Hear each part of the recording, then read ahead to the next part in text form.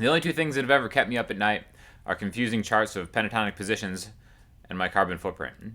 But today we're going to take care of that first one and talk about maybe like a more musical way to think about the pentatonic scale or just scales in general. Because I know we all first learned that first position, A minor pentatonic, right? But like no music is ever played like, oh, time to like rip a heavy solo,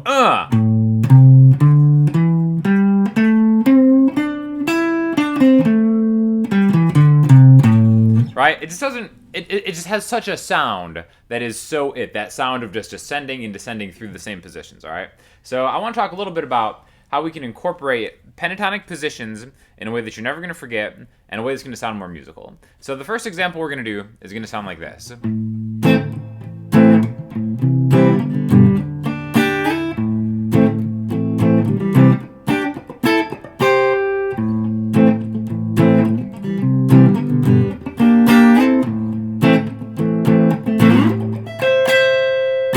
Okay, so what's happening is that we're taking all 5 of the positions, but instead of going through them like position 1, position 5, so on and so forth, we're going to focus on just the B and the E strings and kind of just play those notes, all right?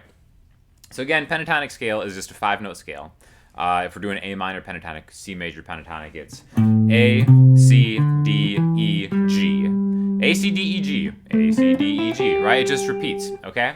It's helpful to know where those notes are all over the fretboard, but it's also very daunting. All right, so what we're gonna do is we're gonna take just those last 2 strings of all the shapes and then just focus on those to play in a different direction and kind of combine them with chords that we already know, all right?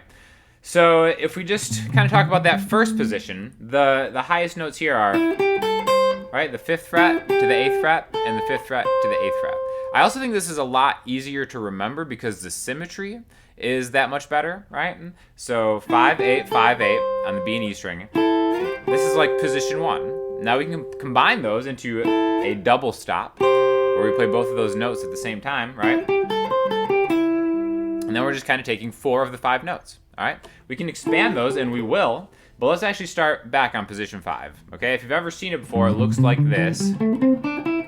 But then you start getting into like that thing where it's like, all right, now I've got these kind of complicated, 12 notes, two notes per string, 6 strings, 12 notes in this position, this and what, how do they come together? We're just taking 4 of them at the end. And again, I'm almost kind of like condensing it down into one thing on the 3rd fret and the 5th fret, right? 3, 5, 3, 5, double stop them just like that. And right there, you can already use that in a very musical context just with open chords. A minor, C major, G.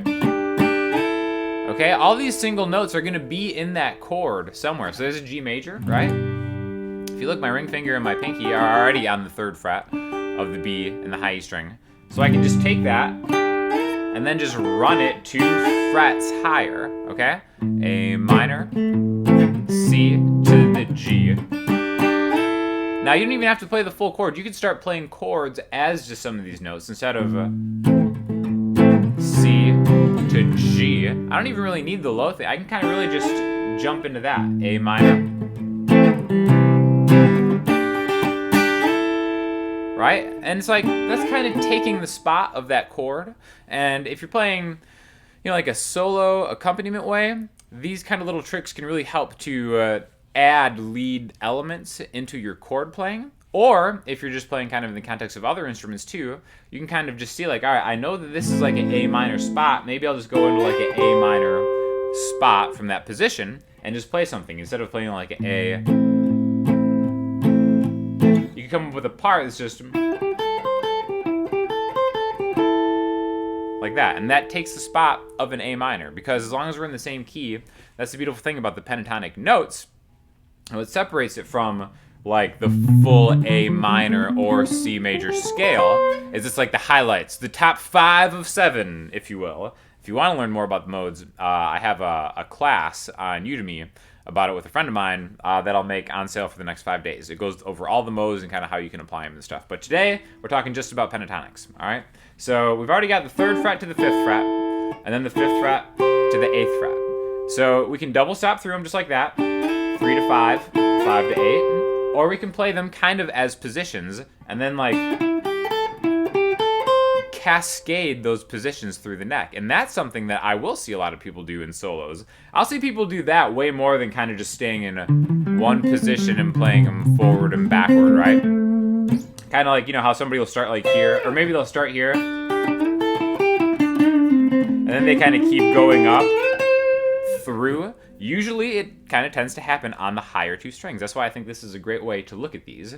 So never forget that if we're thinking A minor pentatonic, C major pentatonic, same thing, right? There's that A on the high E string. So I kind of have this as like my home base, because then I can move everything around. So if this is position 1, I know I can backslide 2 frets to kind of make that the highlights of position 5. I know I can slide forward 3 frets there, 5, 8, 5, 8. I know that if I'm in like C's position, then I've got here 8, 10, 8, 10. So right there, everything has been symmetrical so far. So even though it's like, yeah, I'm learning, there's 4 notes there, there's 4 notes there, and there's 4 notes there, it's honestly really just 3 to 5 to 8 to 10, right?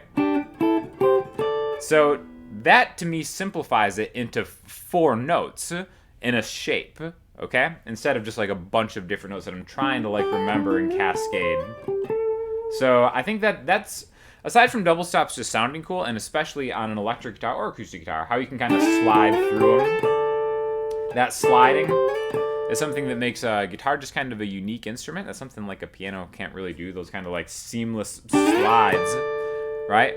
That double stop shape is almost just like a more efficient way to remember that, all right, well, I'm double stopping. I'm playing one kind of like, I guess you'd call this a shape, but it's really symmetrical. It's just these two bunched together. But you're thinking, all right, well, these are 2 notes inside of a larger scale that I always know are going to be here. And then I'm kind of linking together, right? So if I think of A minor, there's my A on the 5th fret. Right there, that's 1, 2, 3, 4, 5, 6 different locations of notes. Now this and this are the same note. So if you wanted to play through it, it would look like that. But again, it's just kind of like a shortcut into remembering a lot of these things. So after that, after you get from 8 to 10, the next position, this is where the symmetry breaks. We've got here, we have the E, the 12th fret on the high E string, and then the C, the 13th fret on the B string. That's why in the key of C or A minor, regardless of what the tonal center is or whatever, this is kind of a cool place to stop or to end a run, because we have a C and an E. And those are 2 notes that are in a C major chord, C, E, and G. Also 2 notes that are in an A minor chord, A, C, and E, right? So you can kind of like take this and run it here whenever you see fit. And then you can also go one step further and think of this, because this is kind of like, it's, sometimes you'll hit that open G string if you just keep it a shape like this, but if you make a D major shape, then there's your C chord right there, right? That's a D-shaped C chord. So if you want to go from A minor to C, you can go from an A minor into that C, just like that. Or you can connect it. And I think that's just kind of, like I said, a more efficient way to run through absolutely everything. And again, I really think it's important to have some kind of marker or touchstone, and like for me it's always been A, and I know that's like true for like a lot of people, because position 1 A minor pentatonic is the thing that everybody learns, and you're probably already good at going forward and backward, so you can jump into that spot from anywhere, A, and then into that your regular licks or whatever you want to do in that position. But it's a way to extend off of those that I think is just really easy to remember. So again, there's your touchstone, 5th fret. Back 2 frets is what you got going on there. Forward 3 frets from there, forward 2 from there, and then kind of think of that offset right here, which again, the octave of that would be,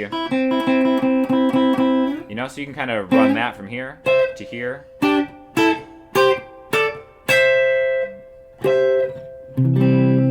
And then all these things will just kind of coalesce and come together. But I really think it's important to practice this way instead of just this way and switch.